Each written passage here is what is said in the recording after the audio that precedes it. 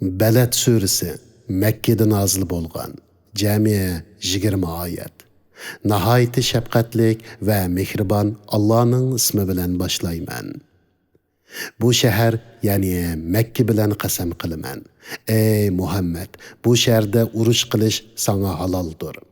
Odam alayhissalom va uning yaxshi farzandlari bilan qasam qilaman. Biz insonni haqiqatan jafo mushaqqat ichida qilib yaratdik. U o'ziga hech kishining kuchi yetmaydi deb o'ylamdi.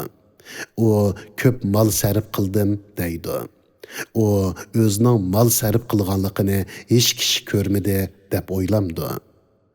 İnsan uchun ikki ko'z, bir til, ikki qalpoq yaratmadikmi? Uningga yaxshi yo'l bilan yomon yo'lni ko'rsatmadikmi?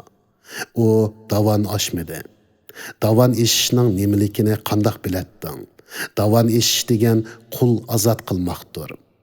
Yoki ocharchilik kunda tuqqanchiligi bo'lgan yetimga yoki to'pida yotgan miskin, ya'ni holi nachar kambag'alga tomoq bermakdir.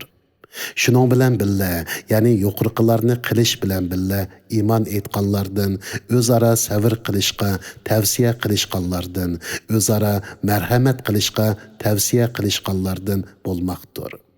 Ana shular, ya'ni yuqoridagi ishlarni qilgan kishilar saodatmand kishilardir. Bizning oyatlarimizni inkor qilganlar badbaxtlardir. Ular do'zaxga solindi.